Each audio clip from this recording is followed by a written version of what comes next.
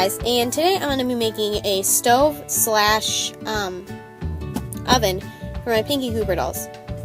And I'm using a plastic spoon box.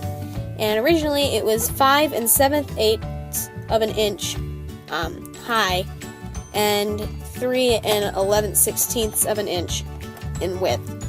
And what I've done is measured this little tiny area here, and then I've moved it over to here on the same width, and I'm going to cut all the way around the box on this line that I've drawn. And when I'm done, I'll tell you the measurements in case you don't have a box this size, and then you can get a box that size or make a box that size. Now that I've cut everything off of there, all I'm going to do is go in on the inside and tear out the little plastic thing that's in the center.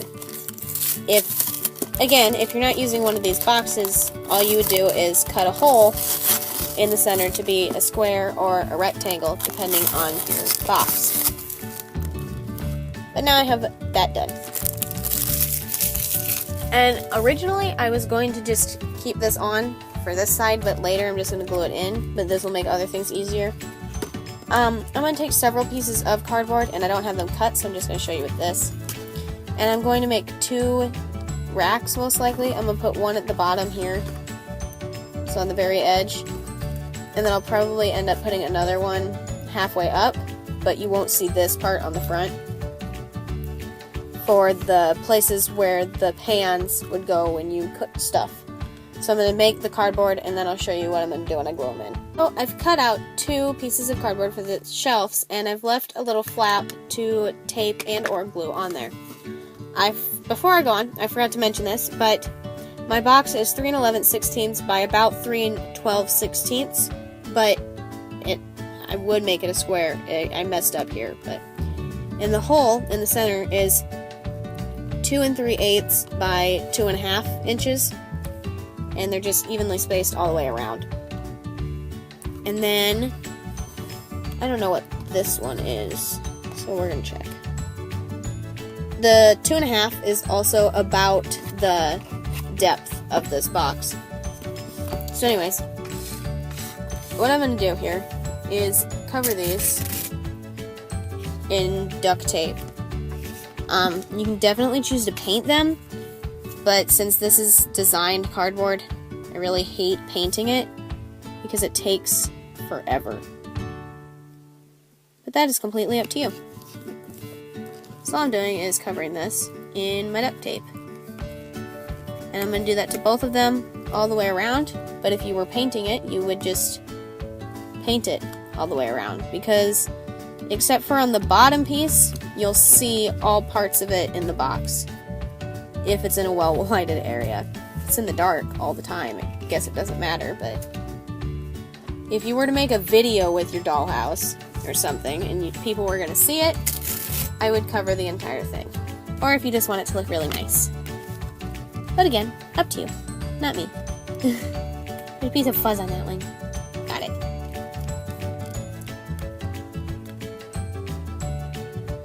Alright, so I started to tape the inside and outside of my box, and then remembered I had to add the shelves. So that's what I'm going to do now. With that little piece that I had left over, I've taped it, and I'm going to slide it into the box through my open end, and I'm going to fold up this piece of tape so it's not like touching anything.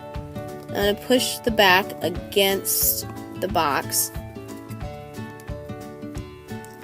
and then fold the tape down.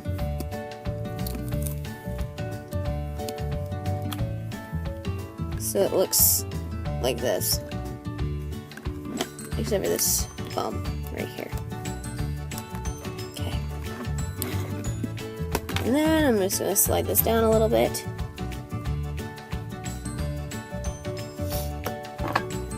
And then on the inside it looks like this. Like that.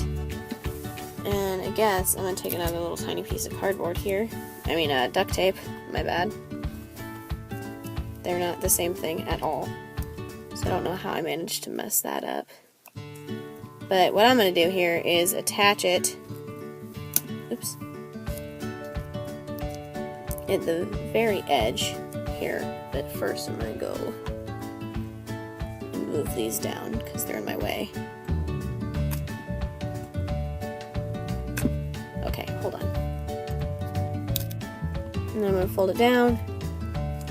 I'm going to push my shelf back down and tape it onto this. And I'm only doing this because that one end of my shelf was like really far away from it. So you don't have to do that, but I'm going to. I'm going to do the same thing with the top shelf, and then I'll show you what it looks like. I forgot that I was actually making this for a video, so I kind of did the next part without showing anything. But all I've done is made a square that is a little bit bigger than this. And I cut a hole in the center, and then I put plastic on it, like from a doll package. And I taped it on the inside and on the outside, and then I taped it to the outside so it opens. And then here I've covered a piece of cardboard that is wrapped around itself in duct tape. Then I slid the duct tape into the ends of these beads. And now I'm gluing the beads onto the door, so that way when it's dry, the doll's going to slip their hand under this bar and lift the door off. When it's dry, because when it's not dry I won't be able to flip it over, but when it's dry I'll show you how to do the next part. Alright, so this is when the video switches to pictures for a little tiny bit. But I cut 2 pieces of Velcro out, and I stuck them on the oven door. And the easiest way to do this is to stick one piece on the one side, and then attach the other one to it, and then flip it over so that way they're in the same place. They're placed where they're supposed to be. And this piece was too big for my actual thing, so I folded it over onto the underside. Well, now I'm going to make a towel to go on the handle of the door. And I've taken 2 pieces of duct tape, one black, one red, and I'm putting them together sticky side to sticky side. You can use the same color of tape, and you can actually just use one piece of tape, but I wanted a 2-tone towel. And now the easiest thing here that I'm going to do is trim off all the sticky part of the duct tape that is left over. So it's just one solid strip of duct tape, or some people call it a sheet of duct tape, but either way, I'm cutting off the sticky parts of the duct tape. And once that's done, you want to try and make it fit in between the 2 beads of the handle. And by doing that, you just continuously cut down the sides until it fit. This took me a while, so I'm just going to edit out that part, but you'll see the part that I'm talking over. And once you have that done, you want to fold it over the bar and put a dab of glue on there to glue the 2 sides together, because otherwise it sticks up and it looks really weird. But as you can see, I left a couple centimeters of the black showing, and then the red covers the rest of it, but the black duct tape is on the inside and the red is on the outside.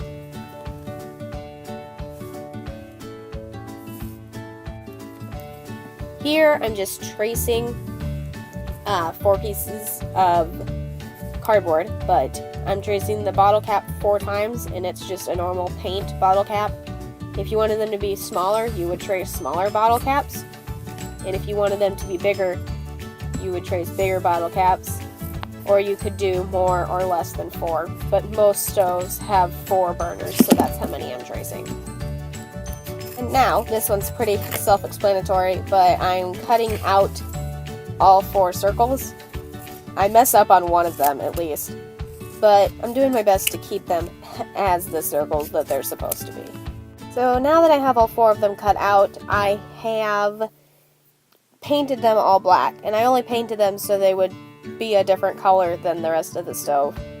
And then I hot glued them onto the stove, and then I took some white paint and I made little swirlies in the middle of them to be where the heat is supposed to radiate off of.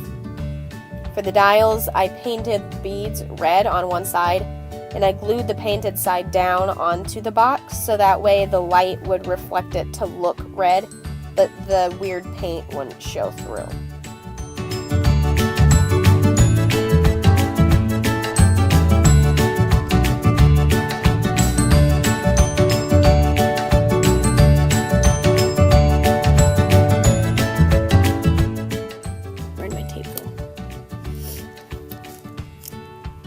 Just gonna go like this and put my tape there, and then I'm gonna fold this down. Oops. I got my tape stuck to the bottom. There we go. That's not the way I was gonna do that at all.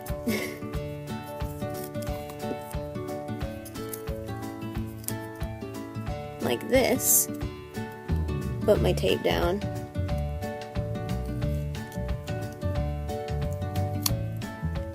If only I could get it on there straight. I guess it really doesn't matter, but...